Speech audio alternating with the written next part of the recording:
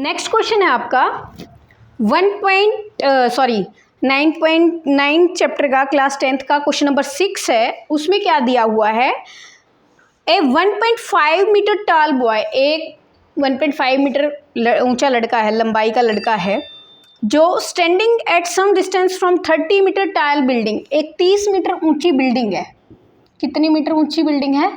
30 metre ऊंची building है। ठीक है, एक 1.5 मीटर का एक लड़का है, ठीक है, वो क्या है, खड़ा है, angle of elevation from his eye to top of the building. अब टॉप तो यही है भाई, उसकी आंखें यही तो होंगी, नीचे थोड़ी होंगी।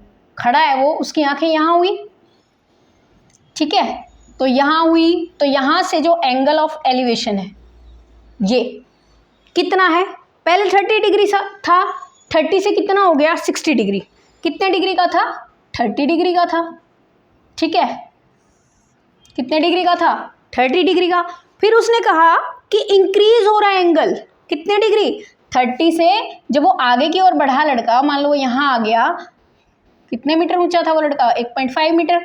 तो यहाँ आया तो एंगल ऑफ एलिवेशन कितने का बना? कितने का बोल रहा है? 30 से 60 बन गया। कितना बन गया? 60। तो 60 लिख देते हैं, ठीक है। ए बी सी डी ऐसे लिख सकते हैं हम इस चीज़ को। तो डी, इसका कुछ भी नाम दे दो, ई रख दो। लड़के की ऊंचाई क्या है? D E. तो डी ई लड़के की ऊंचाई है, वो कितनी है? 1.5 मीटर। अब लड़का 1.5 मीटर है और टोटल हाइट जो थी आपकी किसकी? बिल्डिंग की, वो कितनी थी? 30 मीटर। टोटल हाइट कितनी थी बिल्डिंग की? 30 मीटर। तो आप यहाँ क्वेश्चन नंबर कौन सा था? ये क्वेश्चन नंबर 6, क्वेश्चन नंबर 6 था। क्वेश्चन नंबर 6 में height of building, height of building कितनी दी है? 30 मीटर, है ना। दो एंगल दिए हुए हैं, एंगल ए ई एफ रख लो, कुछ भी रख लो। ए ई एफ कितने डिग्री का है? 30 डिग्री का। और एंगल जब वो आगे बढ़ता है लड़का, जब वो यहाँ से थोड़ा सा आगे बढ़ता है तो वो एंगल भी बढ़ जाता है, कितने डिग्री का हो जाता है? 60 डिग्री का। तो उस एंगल का क्या नाम है? एम रख दो इसका नाम, ए एम एफ। कितने डिग्री का है? 60 डिग्री का, ठीक है। अब और क्या पूछा गया है इस क्वेश्चन में? पूछा गया है find the distance he walk toward the building. वो डिस्टेंस बताना है आपको जो कि वो बिल्डिंग की तरफ कवर करता है। यहाँ से लेकर यहाँ तक वो कितनी दूरी पर गया, वो आपको निकालना है, ठीक है। सबसे पहले तो हमें सारा काम बस यहाँ ए एफ से ही चल रहा है ना, इस लड़के की हाइट को माइनस कर देते हैं, ए एफ निकाल लेते हैं। टोटल हमें पता है कि ए बी जो है कितनी है? 30 मीटर। लेकिन हमें चाहिए क्या? ए एफ चाहिए। ए एफ के लिए हमें क्या करना पड़ेगा? A B minus F B. A B कितना है भाई? 30 माइनस एफ बी 1.5, कितना आ गया? ये माइनस करने में भी बच्चे गलती करते हैं, उसके लिए मैं देखो क्लियर कर देती हूँ बात। 30.0, जितना पॉइंट लगा है उतने ही पॉइंट के बाद 0 लिख दो जब कहीं पॉइंट नहीं लगा होता। तो जब 10 में से 5 गए, आप डायरेक्ट यहाँ से देख लो, 30.0 1.5, 10 में से 5 गए 5, 9 में से 1 गया 8, 28.5। तो ए एफ की लंबाई कितनी आ गई? 28.5 मीटर। समझ में आ गई सबको बात? क्लियर है ये सब? अब हमें क्या निकालना है? अब हमें क्या निकालना है कि जो टोटल वो है लंबाई, मतलब दूरी कितनी तय करी है उसने, ठीक है। उसके लिए हमें क्या करना पड़ेगा? उसके लिए हमें क्या निकालना पड़ेगा? अब आपके पास ए बी की जगह ए एफ है, क्योंकि हमें काम किससे करना है? ए एफ से करना है। ए एफ कितना आ गया?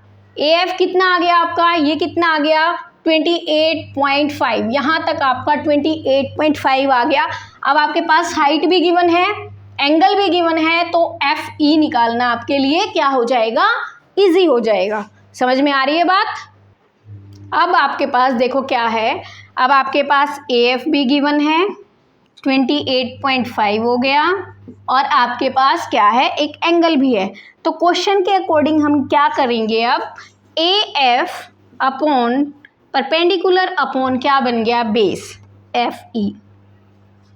किसके बराबर है, टेंजेंट 30 किसके बराबर है, A F upon F E. ये कौन से ट्राइंगल में आ रहा है, एंगल 30 लिया है ना हमने, तो उस ट्राइंगल का नाम भी लिख लेते हैं हम, ट्राइंगल कौन सा, A F E, triangle A F E.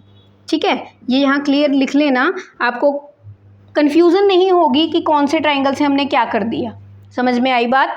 अब क्या करना है, ए एफ की वैल्यू कितनी है, हमने निकाली 28.5, एफ ई की नहीं पता है, और टेंजेंट 30 क्या होता है, 1/√3, टेंजेंट 30 की वैल्यू 1/√3, तो एफ ई आपका क्या आ गया, 28.5 ठीक है, कितना आ गया, 28.5√3। क्लियर। अब क्या करना है आपको, कितना आया, एफ ई की वैल्यू आ गई आपकी 28.5√3, मीटर दिया है तो मीटर लिख सकते हैं। ठीक है, नेक्स्ट अब देखो, ए एफ ई ट्राइंगल लिया था हमने, ए एफ ई ट्राइंगल में ये आपको गिवन था, आपने कंप्लीट एफ ई निकाला था। अब उसने बोला ये डिस्टेंस निकालना है आपको कि कितना कवर किया उसने, उस डिस्टेंस के लिए हमें क्या करना पड़ेगा, अब ट्राइंगल कौन सा लेना पड़ेगा, A F M, triangle A F M. ठीक है, तो लेते हैं ट्राइंगल ए एफ एम। अब आपको इसमें फिर से क्या पता है, ए एफ पता है, एफ एम निकालना है, किसके बराबर है, टेंजेंट ए एफ क्या, परपेंडिकुलर अपॉन बेस, टेंजेंट होता है, एंगल कितना दिया है, 60 डिग्री दिया है, कितना दिया है एंगल, 60। नेक्स्ट आपको पता है टेंजेंट 60 की वैल्यू क्या, √3, ए एफ की वैल्यू कितनी थी, ए एफ की वैल्यू आप लिख सकते हैं 28.5, यही है 28.5 अपॉन एफ एम, नहीं पता एफ एम लिख देंगे। ठीक है, अब फिर से क्रॉस मल्टीप्लाई करना पड़ेगा, फिर से क्रॉस मल्टीप्लाई करेंगे तो क्या आया, √3 एफ एम, और इधर क्या आएगा 28.5, ये इधर का इधर रह गया, इसको इससे मल्टीप्लाई कर दिया। अब हमें तो क्या निकालना है, एफ एम निकालना है, तो 28.5 अपॉन क्या आ गया, √3। ये क्लियर हो गई बात। जो एफ एम आया है आपका कितना आ गया, 28.5 एम, 28.5 अपॉन √3 मीटर, क्या है ये, मीटर में आ गई। अब आपके पास देखो क्या निकालना था, ये एफ एम ठीक है, लेकिन हमें डिस्टेंस कितना कवर किया, यहाँ से यहाँ तक कितना चला, वो निकालना है। उसके लिए हमें क्या करना पड़ेगा, देखो टोटल में से एफ ई माइनस क्या, F M, F E minus M, F M निकालते हैं उसको।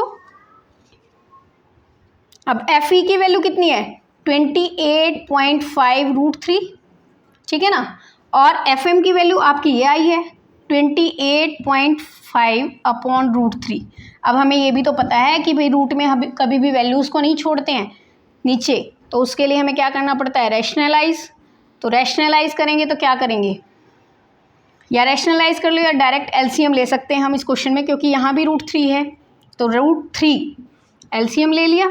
यहाँ √3 से क्या करना पड़ेगा, 1 से इसको मल्टीप्लाई करेंगे, ये आएगा 28.5 √3 ऑलरेडी इंटू √3 माइनस ये इससे 1 ही रह गया, कट गया ना, 28.5, तो 28.5 मल्टीप्लाई 3, मैंने बोला था जब ये दो हों तो इनमें से एक बाहर आ जाता है, माइनस 28.5, नीचे कितना है √3। ठीक है, इसकी इससे मल्टीप्लाई करेंगे, 3 पंजे 15, 3 5 15, 3 8 24, 25, 3 2 6 7 8, ये आ गई आपकी वैल्यू माइनस 28.5 अपॉन √3। अब क्या करेंगे, माइनस करेंगे, तो माइनस करते हैं, 85.5 में से किसको माइनस करना है, ये तो दिख नहीं रहा होगा, 85.5 माइनस 28.5, ये आ गया ना 28.5, 075, 57.0 आ गया, कितना आ गया 57 57 0 अपॉन √3। ये आपका क्या आ गया, वैल्यू आ गई किसकी, क्या निकालना था, ME। क्या था ये, ME। ठीक है, अब करते हैं आगे क्वेश्चन। अब आपका आ गया ME की वैल्यू आ गई, जो कि आपको निकालना था कि उसने यहाँ से लेकर बच्चे ने यहाँ तक का कितना डिस्टेंस कवर किया है। तो ये आ गया 57 अपॉन √3। हमें पता है रूट को नीचे नहीं छोड़ते हैं, तो क्या करेंगे, रैशनलाइज कर देंगे। तो रैशनलाइज करने के बाद क्या आ गया, नीचे 3 √3 साइड मल्टीप्लाई, 3 1 जा 3, 3 9 जा 27, यानी 19 √3 मीटर वो बच्चा आगे तक चला था। ये आपका क्या आ गया, आंसर आ गया। क्या आ गया, आंसर। क्लियर, समझ आ गया होगा। थोड़ा सा लेंथी क्वेश्चन था लेकिन मुश्किल नहीं था। AFM भी निकालना था और AFE भी। 2 बार ट्राइंगल में हमें 2 बार वैल्यू FM निकालनी है और 1 बार FE निकालनी। अब बड़ा ट्राइंगल है तो बड़ा एंगल 30 है, छोटा ट्राइंगल है एंगल कितना है, 60 है। ये आपको गिवन थी 30 मीटर। इसको एक बार इसको बेस ले लो, इसको परपेंडिकुलर अपॉन बेस टेंजेंट बन जाता है। फिर बड़ा ट्राइंगल के साथ ले लो 30 अपॉन FE। वैल्यूज आ गई आपकी। फिर आपको टोटल पता चल गया FE कितना है, FM कितना है। आपको ये निकालना था कि ये बच्चा यहाँ से यहाँ तक जब उसका एंगल बढ़ता है तो कितनी डिस्टेंस को कवर करता है।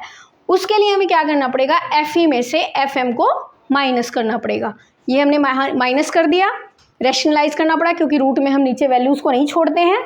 इस तरीके से इस क्वेश्चन को हम कर लेंगे। समझ आ गया, सभी बच्चे अब इस क्वेश्चन को नोट कर लेना, ठीक है।